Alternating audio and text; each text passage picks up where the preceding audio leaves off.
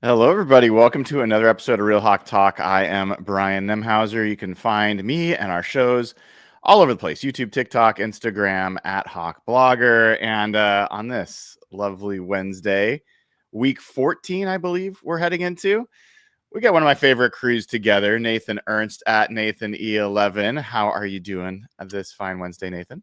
I'm doing good. How are you doing, Brian? I'm doing pretty good. I'm just getting over, I'm fully over being sick and about to go on a trip to Atlanta. So I'm probably about to get sick again. So, it's just that time of year. I kind of like that we're maybe counting down less than 30 days till the days start to get longer again. Yes.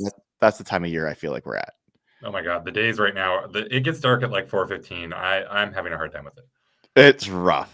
Yeah. It's rough. You know, the notion of like this is such a cool thing that we get to do, or like especially that I get to do daily. But it does mess with this like long-term life plan I had of spending my winters in like Palm Springs. You can't really do fall and winter and cover the Seahawks and go to the press conferences all the time. So I don't know. I'm having to readjust life plans, but it's not the worst thing. Yeah, jump ship. Go be a Rams reporter or something. Oh, never. Maybe I'll be like an evil Rams reporter. Maybe I'll be like the Grant Cohen of There the you Rams. go. There you go. Yeah, that would be fun. Dayna O'Gorman, who drove like a mad person to get back to her place so she could be on this show because that's the priority in your life. Is that right, Dayna? Oh, sure. That's exactly what happened. Absolutely. Yeah. No, we spent Thanksgiving in Montana, which I can agree with you guys. It gets dark really early up that direction. We get until at least like 5:15 here in Kansas City. So before it gets dark. But yeah, that was an adjustment. But no, we were outrunning the snow to try and make sure that we could drive back. So yeah, it was a 6-hour day and a 14-hour day. It was long, but worth it. Back here, made it in plenty of time. So, well, I have to ask Dayna because I feel like I haven't had a chance to check in with you or Nathan on this for a little while. Where were you when the Seahawks played on Sunday, and how were you when that game finished? So it was so great. So we were in Montana and we had some family over, including my niece and her husband. And my nephew-in-law is a diehard Niners fan. God help me. I don't know how that even happened, right? And my niece is a Chiefs fan because she grew up basically here in Kansas City. So she's been a Chiefs fan. But so we watched the Niners game until it got completely out of hand. And I'm like, I'm sorry, I'm switching. I'm not going to watch them gloat in this. So then we were watching the Seattle game. And the interesting thing is that my nephew actually has a lot of respect for the Seahawks now that Pete Carroll is gone. I've discovered with him, he just hated Pete Carroll. He didn't hate necessarily the whole Seahawks. He says he does because he's supposed to, but he hated Pete Carroll because Pete Carroll always beat Jim Harbaugh. And so it was kind of interesting and fun to talk. But yeah, it was great. It was a fun game to watch. I think that you, Brian, made me a little nervous about that game beforehand, talking about how good their defense was. And it was very impressive to watch. But yeah, as the game went on, and oh my God, that defense, I was just basking. I think you said, does anyone want in on post game? And I said, I'm sorry, I'm way too busy just basking in this defensive perfection because it was so fun for me to watch.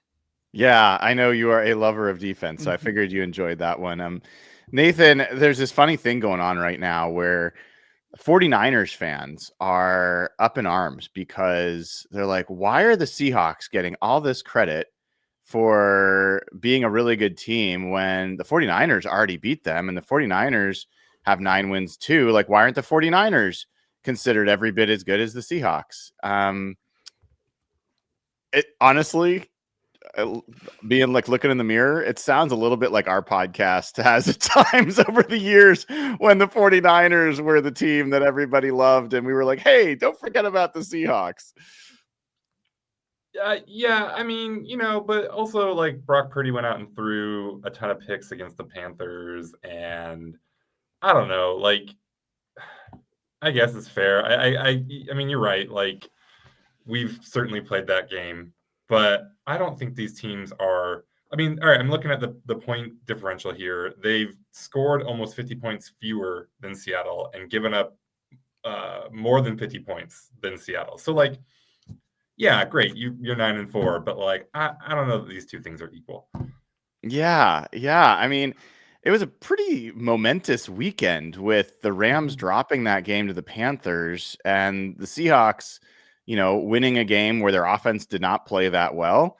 And the 49ers beat Shedeur Sanders and the Browns. I guess that's a thing to be happy about. But like, it does feel a little bit like even I do this, where we're kind of just dismissing the 49ers. Mm-hmm. And the fact is they have won. Like, in spite of everything, they have won, and they still do have some good players. Are we like over or underestimating? Let me put it that way. Are we underestimating what the 49ers can do to, like, the last game of the season spoil, Seahawks somehow win every game and then they get to the final game? Are they going to spoil the season, Nathan? Are they? I don't know. I mean, maybe. Can they? Yeah, absolutely. Like, I feel like I have them exactly properly rated. I'm not too high, I'm not too low. Like, I think they're a class below where Seattle and Los Angeles are. But yeah, they're clearly a good team. And like, Shanahan gets a ton of crap for some of the Super Bowls, and there's that team has issues. I mean, you can think what you want about Brock Purdy and everything. They do just win a lot of games, and they're winning a lot of games right now. And they've already beat Seattle once. So I think the team absolutely can. I think they probably can beat really any team in the NFL. But no, I think if you're asking, there's a difference between like, can they win a playoff game? Could they upset a season? Yeah, yes, absolutely. Are they good? Yes. Are they in the same tier as the Rams in Seattle? No, I don't think that's particularly close even. Yeah, Dana, that's kind of like, when I think about it, maybe, I don't know if this is a perfect approximation, but I think about the 2019 season where the Seahawks were actually pretty good, playing pretty well. And then like Chris Carson got injured and Rashad Penny was injured. Like, they were literally pulled Marshawn Lynch and Robert Turbin out of retirement. And they still had a chance to win the division against the 49ers. Like, I remember clearly our show heading into that game, the final game, we were just like, it would be so humiliating for the 49ers to lose this game to the Seahawks. I mean, really? And like, they just had so many injuries. And John Ursua like catches a ball at the half-yard line instead of running his route into the end zone. And Fred Warner, I think, and Dre Greenlaw stop. What was the name of that tight end? Anyone remember? Oh my God. I'd forgotten about John Ursula. I gotta pull it up. Anyway, and 49ers fans, like, they show that highlight on repeat. That was like this big moment. And they're saying it was Jacob Hollister. That's right. Jacob Hollister. And they went to the Super Bowl that year. And so I'm wondering, I mean, 49ers are very injured this year. Are we going to have like the Ernest Jones, Drake Thomas moment or Nicky Manwari moment holding Christian McCaffrey like at the half-yard line, and then the Seahawks go to the Super Bowl this year? Is that a possible outcome here, Dana? God, I hope so. As much as I love this defense, I think that would be the perfect way for us to end the season. It's interesting what you say. We were talking about it on the podcast on my other podcast last night. We were talking about how the NFC West had 9 wins.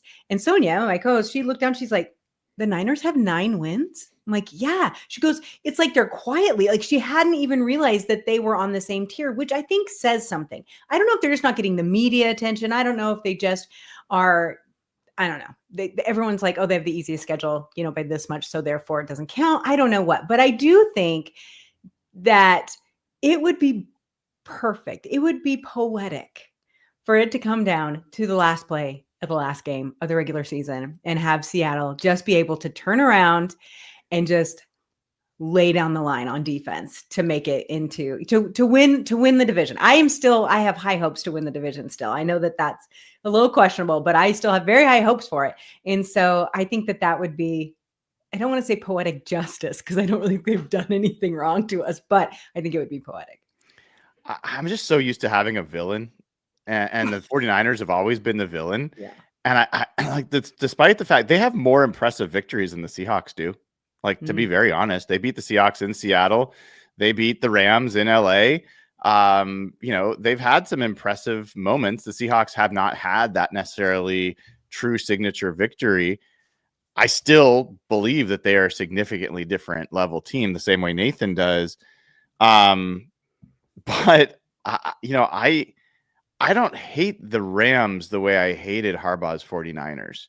I don't like the Rams, but I don't hate them. So, like, do you guys have any like antipathy for is there any hate in your hearts, or is this all just about what's going on with the Seahawks? Am I alone and like this is not necessarily the rivalry year that some of these other ones have been, Nathan? I think so. You're touching on something that I was hoping I'd have a chance to talk about, because I think you're right. This Niners thing could jump up and bite us and make us look very silly in the end for saying that like there's no team out there that I feel really like are the villains. But this team is awesome. The defense is a lot of fun. JSN is incredible. This season has been kind of boring to me. I know that's going to piss a lot of people off. Nathan just getting all the people on his side right at the beginning. I know. So because I knew it was going to piss a lot of people off, I went and did some research. And I think in addition to there not being like that one team, maybe that's not fair. Like the Darnold Rams thing is really interesting. And so while I don't hate the Rams, I really like Sean McVay and everything. I think that dynamic is really interesting. But the other part of it is I was looking at the win probability at halftime of the Vikings game. And it was Seattle 97% win probability. And I was like, I wonder what that has been all year long. And so I went back through every game. Minnesota was 97% at halftime. Tennessee, 98% at halftime. Rams, 30%. Arizona, it was 98% at the end of the first quarter and then 99% at the end of half. Washington was 98%. Houston, 77%. Jacksonville, 78%. Tampa was 24%. That was a great game. Arizona, the first Arizona game, 87%. New Orleans, same as the second Arizona game, 98% at the end of the first quarter, 99% at halftime. And then the first two games of the year were good. Pittsburgh, 21%, San Francisco, 52%. But like these games have not really been in question. There doesn't feel like there's this big, like there's no Harbaugh counterpart to this team. Mm-hmm. I'm really excited for like to see what this team can do in the playoffs. And part of it is also just the stretch of teams where they're beating up on a bunch of bad teams. And I expect them to it'll be an absolute bloodbath against the Falcons. But there does just feel like it's a really good team and it's a really good problem to have to have 100% win probability at halftime every week. But it is also kind of like, I do kind of feel like I can turn it off at halftime and I'm not going to miss anything. So it sounds like you're saying, I don't want to change your words, but you said boring. It sounds like the lack of drama is kind of what you're talking about. Like boring implies that you don't like the way that Seahawks are playing. Like they're not a fun team to watch. It sounds like you're saying more that like they just like the games are just over really fast. Yeah, exactly. There's no intrigue. It's like, yeah, man, they're going to absolutely murder Max Brosmer for another 2 quarters. And like I could turn this off and walk away. And I know exactly how the rest of this game is going to go. Yeah.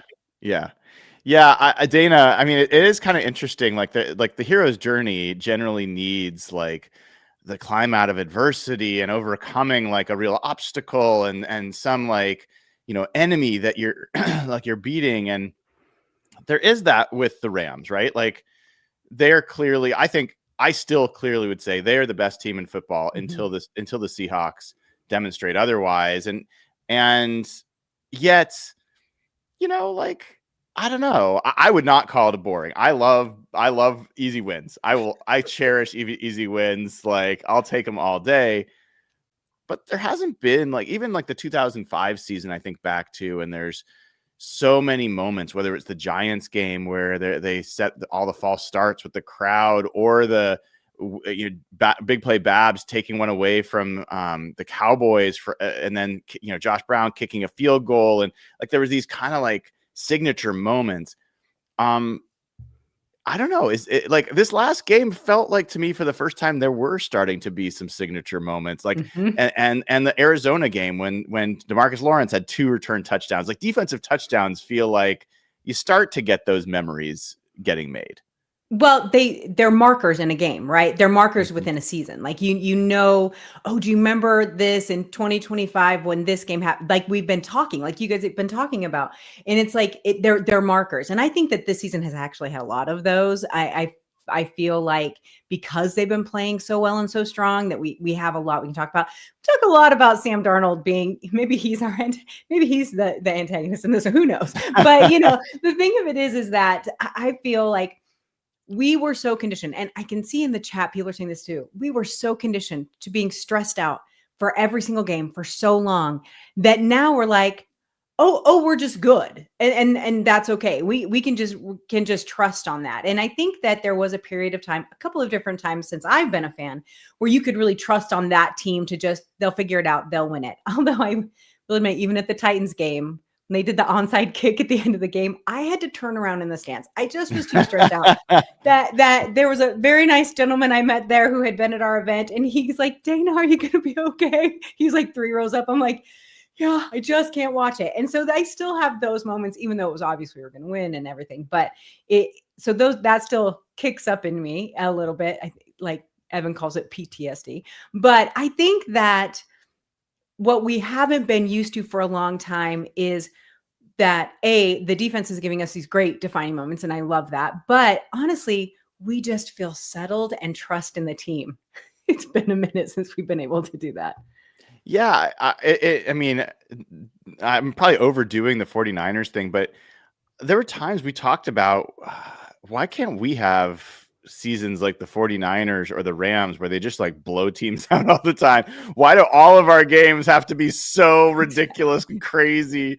And like, even though we're winning all the time, it's never easy. And I think this is the first time really, like, even if you go back to the 2013 squad that won all those games, they had a game like the one we just had against an 0-7 Bucs team. They went down 21-0 in that game and had to win it in overtime. Like, that's still the LOB, the height of the LOB, right? They would like play around with Austin Davis or whoever was the Rams quarterback back then and barely win because, was it Chris Long was on their team? Like for a while, they're like they had like 10 sacks, like it's crazy stuff. Mm-hmm. This team doesn't really feel as flawed. Like there's not the obvious flaws. I feel like with this team. But I'm curious, Nathan. I'm not trying to tease you out here, but I'm honestly curious. On a scale of 1 to 10, how invested do you feel in this team? Like, are they pulling you in even without the drama, or do you feel without the drama that maybe like you're not as like invested in what's going on? I do. Well, I don't think I'm not as invested in the team. I'm fascinated to see how the next Rams game, the next Niners game go. I'm fascinated to see, like, once we get into the playoffs, I'm going to be all the way stressed out because I think this team has something special, like that potential in them, and like what they're like. They have the second highest odds to go to the Super Bowl right now, right? And so there's a ton on the line for this team. But like, how invested am I in this Falcons game? 1. I mean, actually, no, 2, because I have a lot of shit talking I've done about the Falcons that I need to make sure to back up. But there's zero doubt that they're just going to murder, crush, kill this Falcons team. And they're going to make it, and it's going to be 19-0 at the start of the fourth quarter, which is a fantastic score if you want to know how good your football team is. It's kind of a boring-ass score if you want to watch a fun football game. It's not a fun score. It's a I murder. totally disagree. I I totally disagree. This is the best score. We sandblasted a Saltine. Like, man, it's Yeah. gone. I don't know. It lasted a half a second and it's gone. And now we're gonna sit here and like just pummel Kirk Cousins for 45 minutes, which is fun. I like that. But there's nothing getting my blood pressure up. There's nothing where I'm like, yeah, suck it, Raheem Morris. Like, you know? Yeah. I get it. I get it. The signature play against Max Brosmer when you're up 23-0. Like, that doesn't. When like the LOB, you're right. Like they would fall behind 21-0 to a bad Bucks team, and that was real dumb, but it was also real exciting. Or you get a pick six against Matt Schaub, who is not without a shoe on. But they'd add a little flair. They'd lose a shoe. They'd do something stupid, and also they had to get that play to win the game. Like those games, while they were not like, oh, you should not struggle against this team. That was not cool, but they were exciting. They were. Dana, I mean, people are gonna like heckle Nathan for this, and Yeah. I actually like I get it. I mean, I still, even now, even with what's gone on this season, I don't look at any team and say, "Oh no, the Seahawks are going to win this game easily." I just don't do it. Nathan's putting this on the stage. I like objectively this. boring, subjectivity awesome. And maybe flip it. I think it's flip it. Subjectively boring, but objectively awesome is what this team is right now. There you go. Yes. Like, do you feel like what's your investment level in this team? Oh, I'm so invested. I'm so invested. I have such a good time watching this team play. But the interesting thing is, I'm with you, Brent. I love a blowout because then I can just sit back. And Dana doesn't have to get up and pace around her living room. Like I can just sit there and enjoy the game and actually pay attention to the plays and not have to go back after I know the score so I can look at the plays more. You know what I mean? Like I can actually get a little more detailed instead of just constantly waiting for the other shoe to drop. And again, I think that just is because we've been conditioned to do that for so long. What I really find interesting though, is that in order to find, and I use boring in quotes, because I know that's not really, I understand what you mean by what you're saying, Nathan, but at the same time, have we not as fans earned that? have we not as fans lived through high blood pressure and stress migraines and all the things of this team to be able to just sit back and enjoy it? And what I think is really interesting about this team is that, Brian, you have brought this up a million times, and I think this kind of goes to what we're talking about. You have said this defense is not the Legion of Boom defense. Their personalities are totally different. And I agree. And I was thinking a lot about that during the last game, because the Legion of Boom really was a team that came out and they're like, you know what?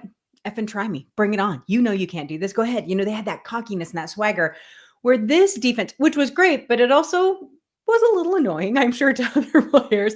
But this defense just has such a smoothness to it. And it's like, you can try and we'll see how you do. Oh, we stopped you. Well, feel bad about that. Moving on, and they just have such a different demeanor. So when we don't get the lose your shoe while you're running plays in Houston, and you don't have, the stupid mistakes they make. And so this whole team, you don't have the weird, circus runs from Russ. It's just calmer and better. And I think, man, I would have liked this team for a good 10 years. That would have been really nice to have. I think that's well said. And I guess part of what I think about is if this Seahawks team had already won a Super Bowl, like this particular team, I think we'd be like, all right, this is our Patriots run. Like this is like, I think everyone would just be like, there's nothing to poke at because they're doing everything really well. Yes, the run game could be better, but guess what? Now the run game's actually doing better and whatever. Like it's as complete of a football team as you're going to get. And they're doing what they should do to bad teams. Their losses are very close and they're generally games that you could very clearly say, yeah, that should have probably gone the other way. That's what this team feels like. And so what I get a little bit from Nathan, or at least I think I would relate to with Nathan, is part of me is ready to fast forward to the playoffs. Like even this Rams game, that's the Colts and Rams, like little double duo that's coming up. Everyone's going to make a big deal out of it. And they should. It's like it's big. I still feel like whatever happens the rest of the season, other than some injuries, there's like some crazy injuries, but let's just set injuries aside. Whatever the Seahawks do the rest of the season, I will still enter the playoffs believing the Seahawks can win the Super Bowl. Like, I believe they're that good. So now it's all right, let's just see. And it's kind of crazy to me that we've got 5 weeks to go. Like in some ways it feels like it's flown by that we're in December, and pretty like I got my playoff ticket invoice like yesterday. I'm like, we're almost done. Like it feels like this has been a long time coming. So I don't know. I'm kind of going all over the place, partly because this feels like a unique Seahawks experience relative to what we've had. Like to have a season this good that we didn't really see coming in the same way, at least to this level. And to have it be this drama free for the most part, and have all the injuries that happened, the people step up and they're almost like perfectly good without the guy. Like this feels really different than almost any Seahawks season that we've had. Do you guys agree? Yeah, it doesn't feel like the Super Bowl run before and the Legion of Boom run. It felt gritty. That all felt gritty, and like, you know, this just doesn't feel gritty.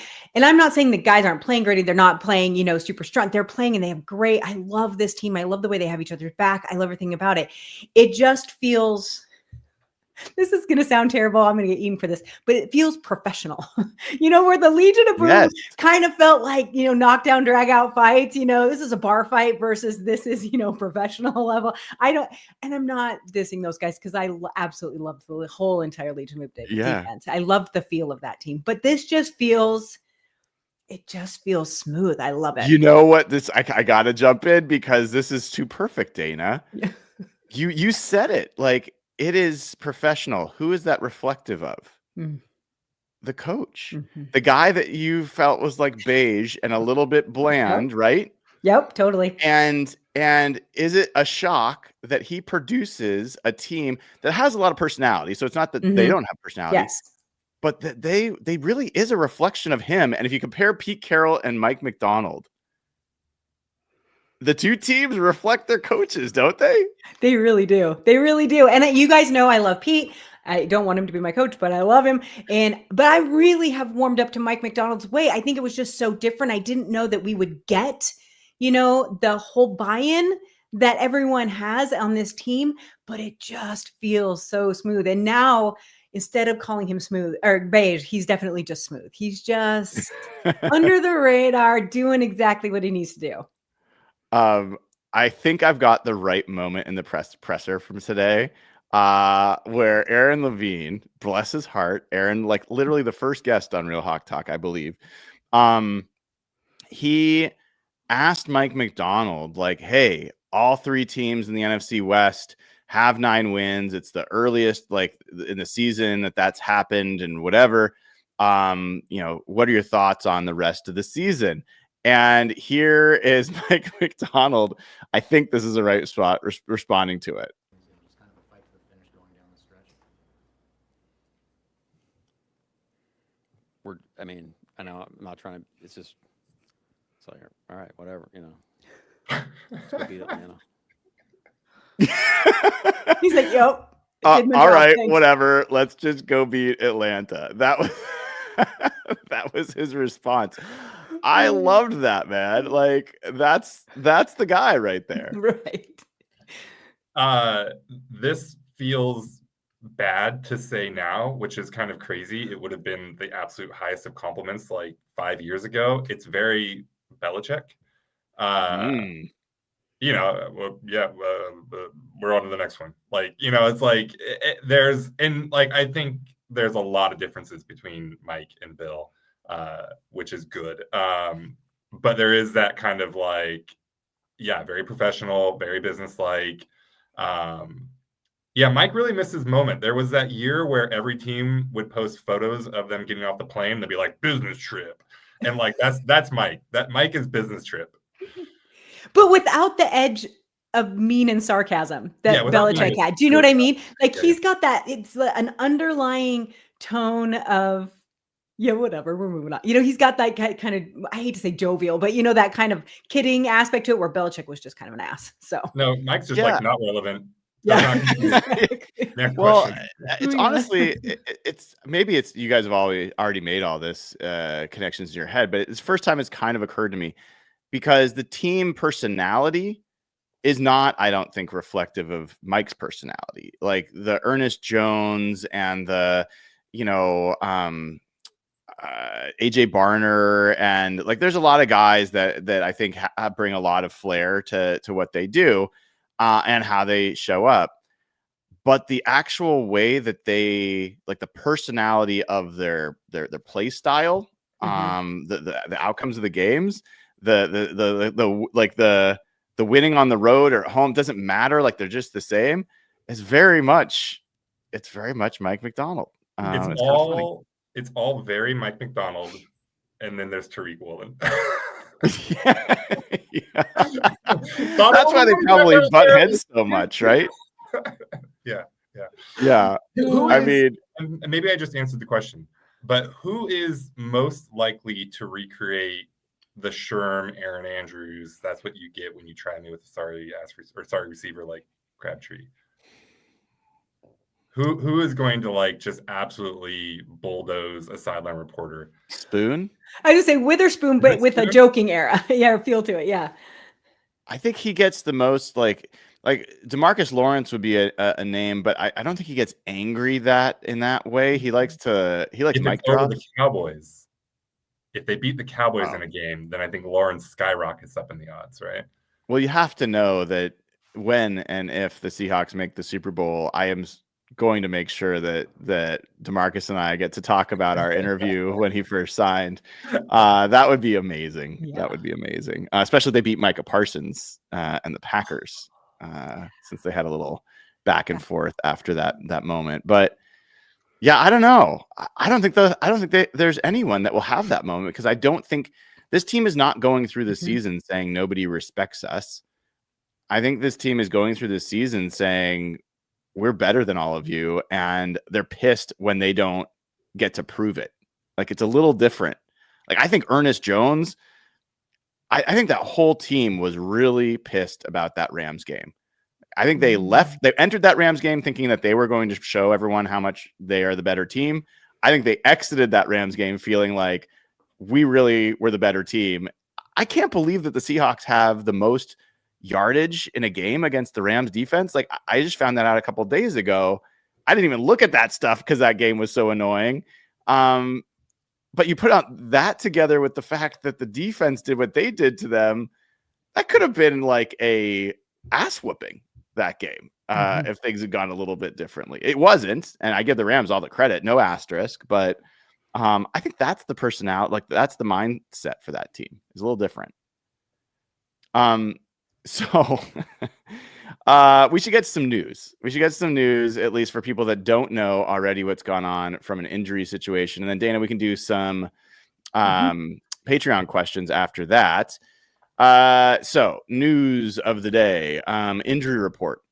First of all, Julian Love, Derek Young, and Jaron Reed were designated to return to practice to start their 21-day window where they can practice before being added to the active roster.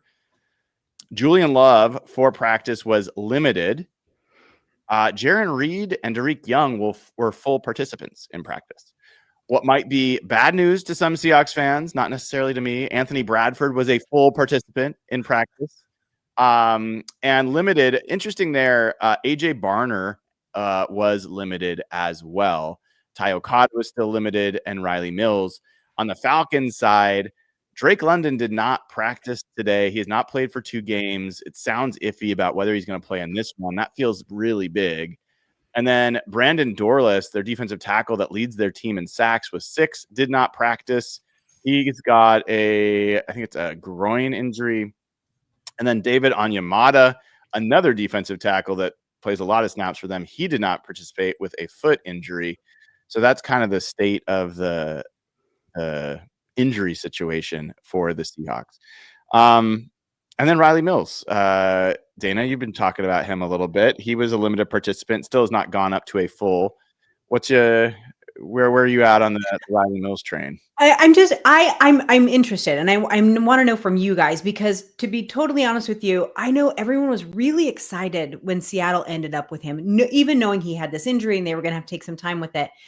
I want to know if you guys think that he comes back during the season, actually plays at all, and then what is the impact? Why was everyone so excited to get him? Because what is he going to add to this team? I really feel like he's been an afterthought to me. I know he hasn't been to a lot of people, but to me, it was kind of an afterthought. And then he starts coming back up and I'm like, oh yeah, people were really jacked about that. And I feel like I'm missing something there. Nathan, you have thoughts before I share mine? I mean, I think people are excited about him, or at least I was excited about him in the context of 5th round, right? Mm-hmm. Like, I don't think this was a guy that pre-injury was going to go 1st round, 2nd round. So I think, he has potential, like long-term, he's interesting. Mm-hmm. He's also not like a splash player. I think he's kind of more of like a glue guy, I guess to say. It's like not a great way to put it, but this isn't like, oh, he was like showing like Byron Murphy type like flashes or something like that. Like, he's strong. I think he can fit well in this defense. He can play a role.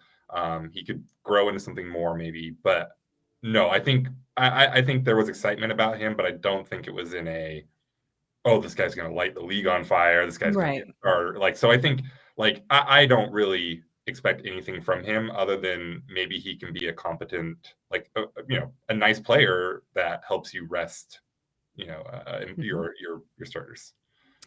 Yeah, I mean, I'll give you some specific context on Rylie Mills. So, one, he's a little bit older. So he's a 24-year-old rookie. He played 5 years at Notre Dame. And I think he kind of had made his name for himself more as a run defender. It was pretty stout that way, but started picking up pass rush his last couple years, had over 30 pressures each in his last 2 seasons, and had like 8 sacks his final year. And the kind of player comp that I heard most often when talking to different draft analysts was Zach Allen.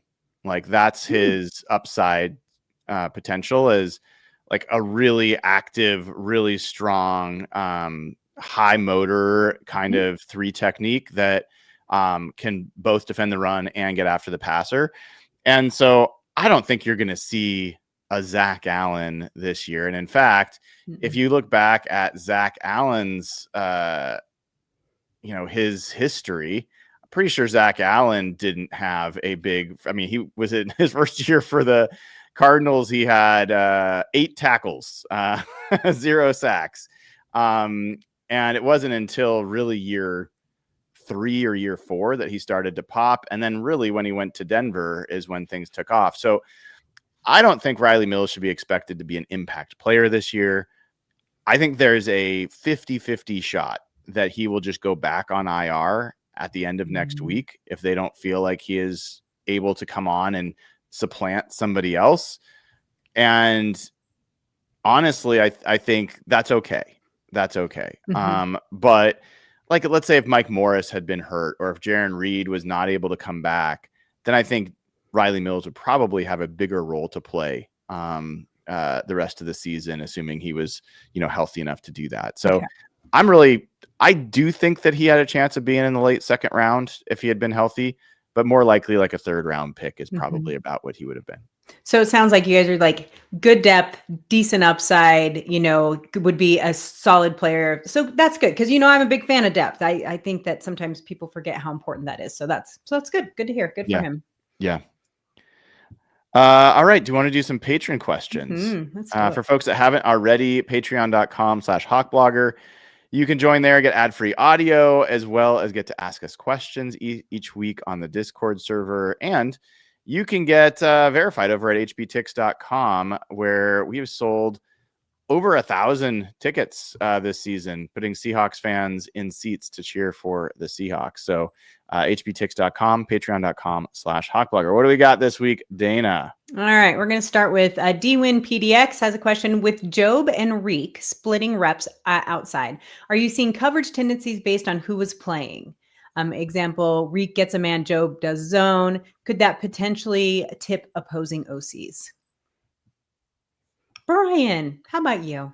I honestly, I don't even know how to track that. I mean, I have not noticed that. Not something I've really dug into. And I guess I would say if they are tipping something, it hasn't helped. Like opposing offenses, including the best offense maybe in football with the best quarterback in football, looked very confused trying to pass against the Seahawks defense. So I would not spend a lot of time worrying about tipping things to opponents. I think the cornerbacks are playing. Honestly, this is the best cornerback play the Seahawks have had since the LOB. Mm-hmm. All right, Nathan, this one is from Greg Whitworth. My question, it seems that Darnold has had a lot of tipped passes. I did a quick skim of the stats and couldn't find one that tracked this. Am I the only one feeling like this keeps happening? I mean, they've happened. I don't think I feel like they've happened a lot. I don't know. Am I off on that?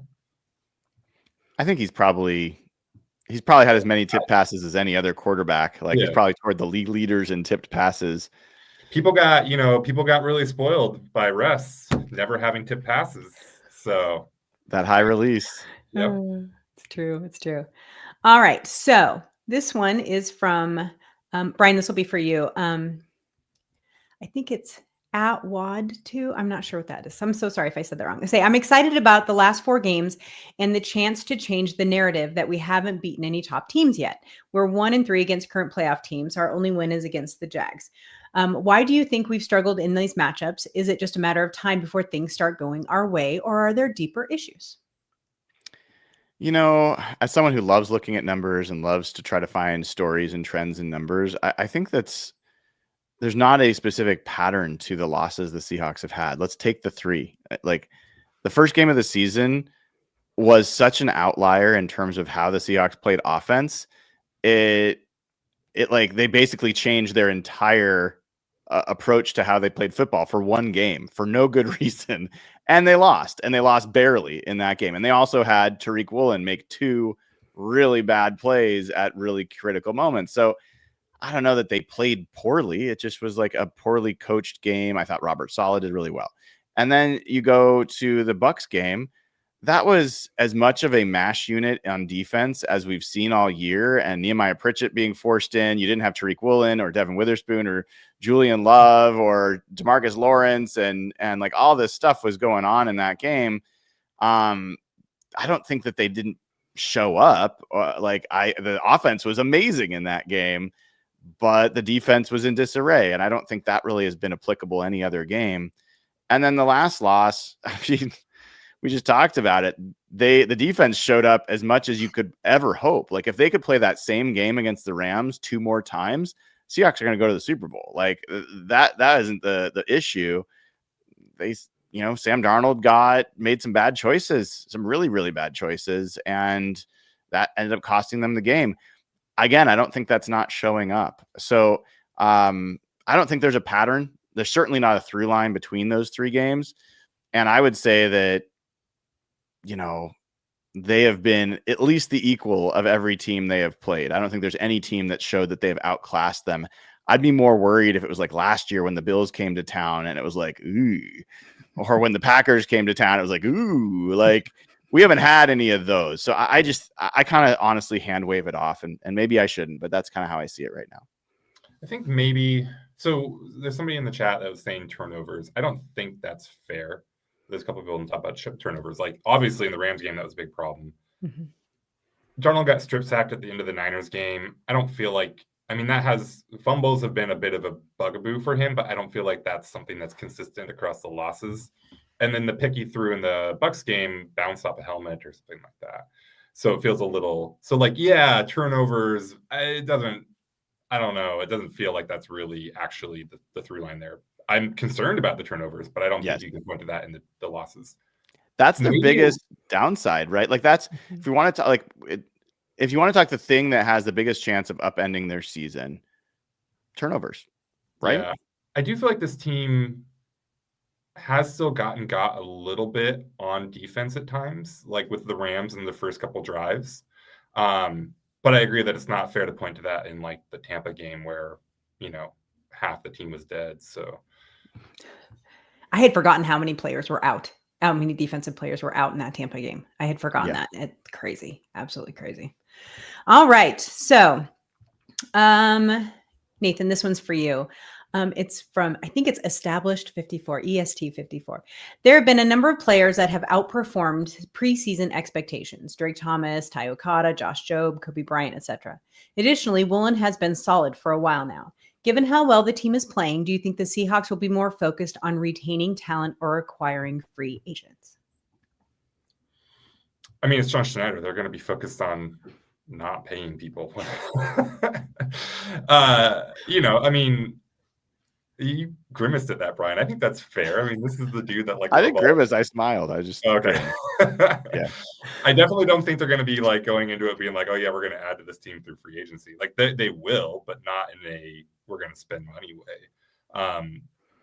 John Schneider has a number that he thinks you are worth, and he will happily pay you it, and he will happily watch you walk out the door if you ask for a penny more. So, yeah, I don't know if that answers the question, but I don't really think of it in those terms, I guess. I think there's going to be a lot of interesting decisions that will have to be made, coming up in the next offseason for sure. 100%. All right. So then we have Sam Brown. Brian, this one's for you. What do you think is the biggest reason for Rashid Shaheed not really being used as a downfield threat so far? I will continue to be a lone voice here of saying, one, I disagree with the premise of the question. He has been used as a downfield threat. He has had an impact, in my estimation, on the offense, even when not catching the ball. I believe that there's reasons that Ken Walker is more open for passes in the flat that go for 10 to 15 yards that weren't really showing up earlier. I think there's a reason that AJ Barner has been able to be a little bit more open over the middle.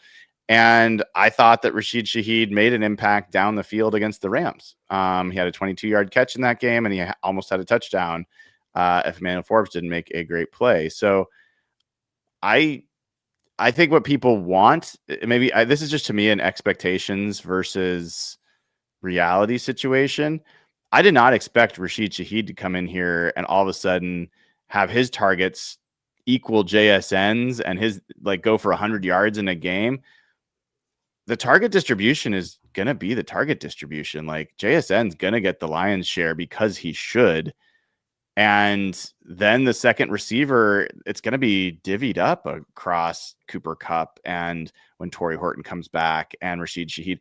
He's not going to be a guy that goes for 100 yards very often. I think he's a guy that very well could make a couple really, really big plays that break open games or win games for you, and you'll be very happy to have him. But I'm just not expecting him to be a high target, high volume kind of player. So he's doing what I expected. I would like to see more. I'm sure he would too, but I'm not too worried about it. I think I'm the only one who's not worried about it. I don't think I'm worried about it. Nathan, are you worried about it? No, I agree. I mean, yeah. We're all going to look really stupid about our JSN predictions at the end of the year. Oh, we're already looking stupid. I already looked stupid. Yeah. We were all of our reasoning behind the predictions was 100% right. This team does not throw the ball very much. And, if you're looking for a guy to be a deep threat, those are not 10 plays a game plays, right? Those are every couple of games you hit a big gain or something like that for most players. So no, I think you can absolutely be a deep threat and affect the defense and never see a target if you with your speed and how you're used like that. So just because you're not seeing them bomb it to him every other play, does not mean that he's not doing things that are affecting, doing things downfield that affect the defense. Yeah, and let's be honest, we have a lot of weapons. right? And that is not something we were said at the beginning of the season. We were not overly confident in how many weapons we had on wide receiver, and now look at it. We have so many. I think. Go ahead, Nathan. Oh, I do hate and I feel like maybe they've chilled out on this a little bit. I don't need to see him lined up in the backfield. Like that can go away. But yeah, the rest of it doesn't bother me, but it is kind of odd. I feel like a good game for Rashid Shaheed's like 3 catches, 73 yards. Like that's going to be a good game for him. And I also would bet the more time he gets with Sam Darnold in practice and gets some of the rhythm that he hasn't been able to establish that the other guys have, the better it'll look. So, we'll see. Maybe I'm crazy, but maybe we're crazy. Now that I know it's a we, I can say that. All right, let's do this last one because I like this one a lot. This one was 12 for life. Go Hawks. Darnold and JSN are the obvious top 2 in my mind. But aside from those 2, what are your 3 favorite players? Impact, value relative to current contract. Spoon, K9, he lists all the players. So many options because Snyder has been on fire for a while now. I want you both to give me your 3 favorite impact players. Relative to value? Mm-hmm. What do you think, Nathan? Where would you start? I mean, I don't know how he ranks exactly relative to value, but I don't think I can do this list without putting Leonard Williams at the top. He's just so much fun and just absolutely wrecks games. Relative to value, I mean, Spoon probably has to be there. And Charles Cross. That's a good one. Yeah. I mean, I think I'll be guys that are on the rookie deal. Well, I'll pick one that's not on his rookie deal, but like Byron Murphy for me, so good. And on the second year of his deal, a rookie deal is amazing value. I would put Ernest Jones on this list. That 3-year, $33 million deal or whatever it is looks crazy right now, I think. And last, I mean, JSN, like, how can you not? He's still on his rookie deal, and the guy's the best receiver in the sport. Like, he's probably worth 40 million more than he's making right now. So that's a hard one. Was ruled out though. He just said other than JSN and Darnold. Other than JSN. Yeah. Okay, so I'll rule out JSN. I can't look too dumb for not putting JSN. No, because it's obvious. Yeah. I mean, that one is. Yeah. I'm not a good listener, Nathan. You know that about me. Then I'll say Drake Thomas. I'll go with the 2 linebackers. I love the way Drake Thomas is playing, and the guy is paid like minimum contract. So that isn't a crazy value they're getting there. My nephew, who's the 49ers fan, asked me multiple times, wait, who is that kid? And he was talking about Drake Thomas every single time. So yeah, definitely been worth the value. All right. Kobe Bryant. Kobe Bryant's up there. Yeah, like Nicky Manwari's up there. Good God, you guys, we are so lucky, right? Yeah. Like, how crazy is this? Cheating, though, I feel. I mean, and I guess, is Bryant still on his rookie deal? He is, right? He is. This is the last year of his rookie deal. But honestly, we could have had crap drafts and then none of the rookies were worth what we're paying them, right? So it's so good that all of them are. It's been so good. Yeah. So good. Yeah. I saw some chart today that I think I share with you guys. That's just snap weighted age versus like point differential. And the Seahawks are one of the only teams, like the Seahawks and the Packers are up in the top right.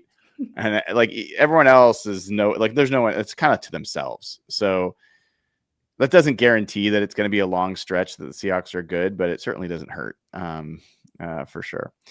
All right. So thank you, Dayna. Thanks, patrons, patreon.com/hawkblogger. And also thanks to folks that have done super chats. Let's get some super chats in here. Dayna, some of these are going to come your way. We've got this from W. Claysters. How would you rate the usage of Sheed so far? Is he limited usage? So just because he's a new addition, I would personally like to see more. So I think we talked about this one. Thank you for the super chat. Halo Hawk has been a member for 13 months. What's keeping 22 Rashid Shaheed from getting more involved? People are worried. I told you, like, I'm alone. I thought I was alone. I'm glad the 3 of us are at least on the same page. Pasta Troy, this is to Nathan, facepalm, doesn't like running backs, and now thinks the number one offense is boring. First of all, I have long been the number one canine fan on this This is podcast. true. It's true. It's true. And second of all, yeah, it's been boring. Sorry. Okay. All right. Sticking with boring. Pasta Troy says, don't remember a season where I put FT up this much. His feet up, What? maybe? His Put feet their up this maybe? much. I don't know. All right. Gotcha. The Jake and I says, is there a downside to the lower emotional volatility of Mike McDonald's coaching style? Dana? I think that would completely depend on your players, right? Like the mellow aspect of how he, at least what we see of him. I mean, you see him in the post games, he's up and he's hype and he's all the stuff that he needs to be. But if there were a downside, it was just because it's not resonating with a player, right? So as long as your players are buying in and they get it, which this whole team 100% seems to be doing, I can't imagine a downside to it, because it's just any managerial style. You just have to, your players have to buy into it. So How would Mike do with the LOB? Not well. I was gonna say I don't Mm-mm. actually. I kind of poo-pooed this question when I saw it earlier, but I do think that Sherman might come to blows, him and Sherm at some point, or like I don't know, Or they love each other because they're both really big football geeks. maybe. Brian, I want to know, have you ever seen Michael Bennett and Mike McDonald together? Because that's an interesting little. Bennett would fit great on this team. I feel. I think so too. I think they just be like, "What's up? What's up?" That'd be the end of the conversation. Yeah, I mean, I think big personalities are not necessarily Mike's strength. Even the ones that have pretty strong personalities on this team are not in your face. Like Ernest Jones can say some stuff and do some stuff, but he is very reserved. Like he's very respectful and keeps, proper space and all that kind of stuff. Leonard Williams, Jaron Reed, Tank Lawrence, like all those guys, they're not going to be up in your face. So I think it would be different. And I think they might not have assembled a team with those kinds of players because that's maybe not what he's looking for. Detail-oriented Bobby says, I just want to mention how many people were kind of down on Eamon Worry when drafted, saying he was just a physical specimen, but would likely not do anything. What do people think of now? What do people think? Smile. Yeah. Dana, what's your take on Eamon Worry? I love him. I loved him at the combine. I loved him at the draft. I love him now. I loved everything about him from the minute I first saw him in his interviews. This kid is great. I think he was meant to be on this team. He just fits wonderfully. So I do remember that though, Bobby. I remember what the other people are like, oh, he's not going to actually, live up to the hype. And, he shut that down. I mean, I remember, Nathan, we were walking back from the stadium after the performance that he put on, and you were talking about, not because you're saying he was, but you're like, there's like the Obafemi guy that did a lot of the same physical stuff, and he was not really much of a player. And that was like a good case study, right? Mm-hmm. But thank God that so far has not turned out to be the case at all. All right, so this is Goji Joker says Nathan made a really smart point. Wait, let's get this off the screen. Sorry. You're back. The more we get to know Mike McDonald, we realize how unique of a culture he's building. Gives off Belichick vibes, but not like Matt Patricia. Mm-hmm. A fair balance of fun and serious, in my opinion. Has anyone said that Mike McDonald was a rocket scientist at any point? Like, we heard any the Matt Patricia? Every time the obligatory "he was a rocket scientist" comment. He's so smart. He needs a calling card. Like Patricia is, I have nothing but bad things to say about that guy. But like Patricia always had the pencil in his ear, even though his play sheets were all laminated. Pete with the gum in the shoes. Bill with the cutoff. Yep, the cutoffs. Andy Reid and the mustache. Is Mike's just lack of eye contact, or like what's Mike's I feel like Mike's got a little bit of the there's an animation style that would suit him really well. I can't. It's not anime necessarily, but there's a specific animation style. I have to go find an example. Stop But motion. maybe. It's funny. Okay, a few more of these. Smokehawk says, "Look at point differential by division. It's crazy." Yeah, I mean the NFC West is insane. The North Bend House says, "Our odds Darnold out turnovers other QBs to figure out how to mitigate tips, helmets, balls, strip sacks, etc. that end in freak turnovers. Will Darnold?" I think he's saying that the other turnover QBs figure out how to mitigate the problems, and Will Darnold. What's your take on that, Dana? Yeah, I think we've already seen that some, right? Like, yes, there were some tips, and we have to give the Vikings defense credit for that, right? Like they capitalized on that. But I think we've already started to see awareness on his part to take a sack instead of throwing something and turning it over, or to I hate to say be smarter with his throws, because he's an insanely smart guy, but just maybe make better decisions in the moment. So I think we're already starting to see that. He was so self-aware in that press conference after the 4 turnovers of that was me making bad decisions. I think we can, it's not like he was like, oh, well, this, that, and the other, blaming other people. He took that completely to heart. So I think that we have already seen improvement. Okay, 3 more. Aziz Rashid says, "I know Sam needs to make some better decisions at times, but would you rather have him play tight or loose? I'd rather have him score 24. I will say this is going to be more of a conversation as we get closer to the Rams game, but you remember how like let Russ cook got peated a little bit in the second half of that season. Like after the Bills game, he was like, we don't want to turn the ball over. And then Russ was kind of neutered a bit and the offense just went into a shell. I've seen a little bit of that from Sam. Like he's not letting it rip quite as much. Like the Titans game, there was definitely some big plays, but it doesn't feel quite as free and easy as it did. And I don't know. In some ways, like he could Trent Dilfer this team to a Super Bowl. Like he could be like a super game managery quarterback. But I also I don't want him to lose that like big play ability that's made the offense hum a lot of the season. So I don't know. I understand the question from Aziz there. I don't know. Do you guys have any thoughts on that? So is it Kubiak or is it Darnold? Darnold. I mean, that's the question is is Darnold, maybe he's getting out overcoached and maybe he's that's my point. Who's making that decision? Yeah. Mm-hmm. Yeah. I don't know. That's what I meant. All right. 2 more. Tizo TD says, which players would you extend and which ones would you let go? I will tell you this, Tizo, that'll be a question for an off-season episode. We are too early into this season to get into that. I appreciate the super chat though.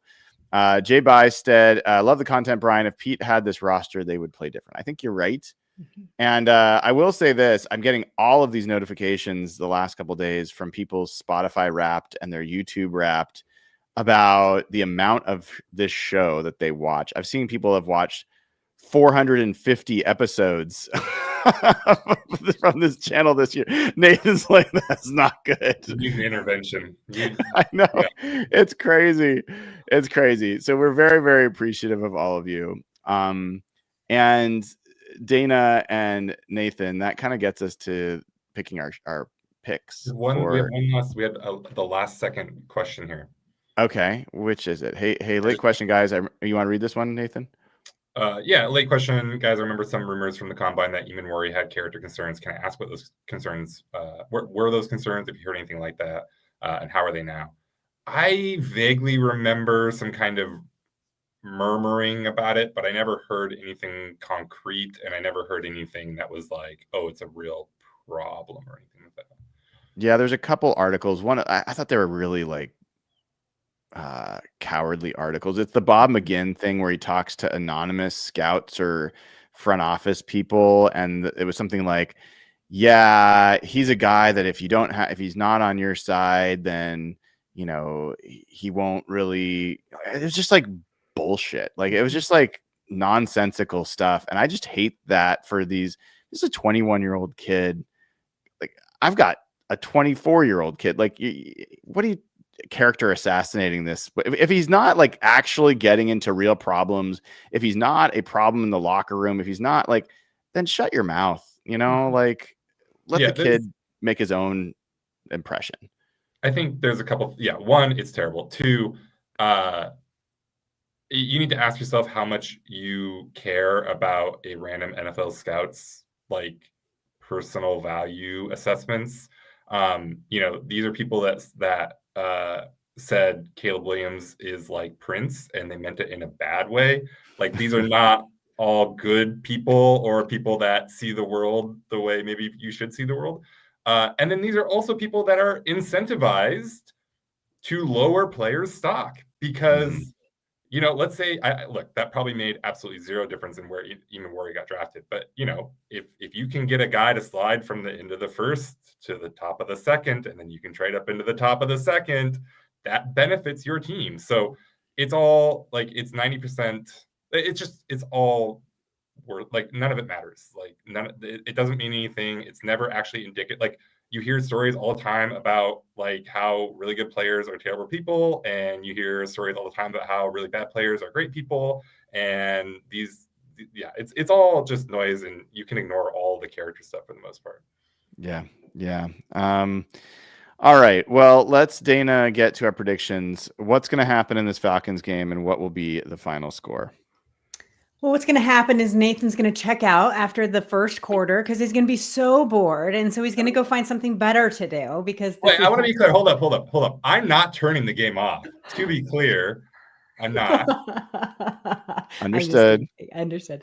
Yeah, I don't see much of a threat here. I mean, I'm sure that there's things that I'm overlooking and in that I just don't like feel like there's much there as long as they can keep, Bijan Robinson under control. I really think that that's going to be just fine. So I think here's the thing. And it's Kirk Cousins. So yeah, my score prediction on this one, I think it's going to be 30-13. Okay. Nathan. Trash franchise. So they're going to run away with it, I think. Let's say something dumb like 22-15. Okay. Yeah, I mean, if Drake London doesn't play, I feel very, very different about this matchup. I mean, not that I think they're going to win if he does, but I think it'll be closer. And I think where I get to is that Seahawks defense is so good right now. It's so good. And the only way that the Falcons win this game is if their defense creates a bunch of turnovers, which they've done to their credit. And Sam Darnold and the offense has turned the ball over quite a bit. So if that happens and the Falcons are able to run the ball, then I think the Falcons have a chance. The Seahawks are the best run defense.